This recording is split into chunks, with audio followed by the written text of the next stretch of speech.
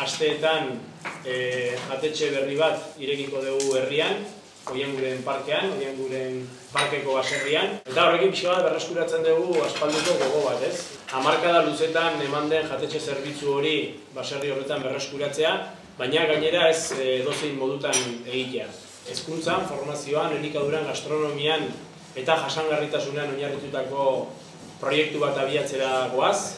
Herritar guztientzat, esklusiorik gabe, eta pixka bat oinarri izango duena gure herria eta baiara bereizten duena, alegia bertako produktua, bertako ekoizleak, tokiko merkataritza, eta ahalegin horretan abiatzen dugu proiektua. Oianguko proiektuak horretzako eskaintza turistikoari egingo dion ekarpena azpimarratu nahiko nuke, alde batetik. Baina horretaz gain herriko eta eskualdeko ekonomiari dakarkion onura ere azpimarratu behar dugu, ezta?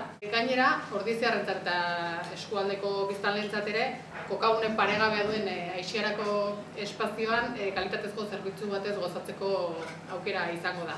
Azoka eta bertako produktuak eta garaiko produktuak sustatzea. Eta azoka izan dela esan dezagun gure ibilbidearen ardatzetako bat, ezta? Eta guzti hauek balioan jartzeko ere balioko digula proiektu honek.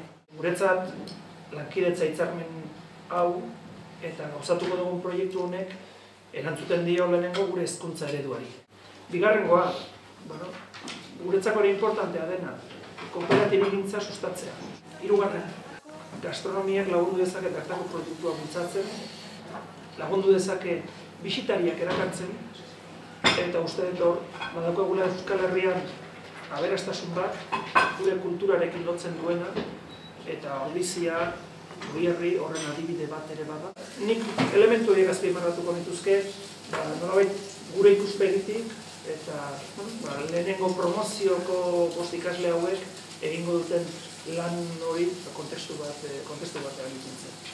Garrantzitsuena gure aldetik da, ditugula kristoneko gogoak, hau martxan jartzeko, Ordizian ondo egiteko gauzak, eta gehien bat, gogoak eta gogoak. Eta ikasi duguna Baskulinan izen berren, demostratu hemen. Eta guretzat da aukera paregabea. Nola izango da gure jatetxea. Egin dugu orain justo lagunen artean deskribatzen bat. Izango da, sustraidun gastronomia, pixka aldatua eta laguntzako. Hori izango litzake gure deskribapena.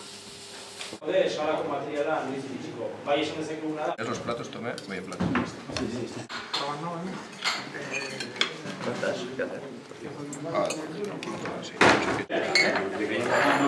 ¿Qué les dan? Tomé que vaya. Sí.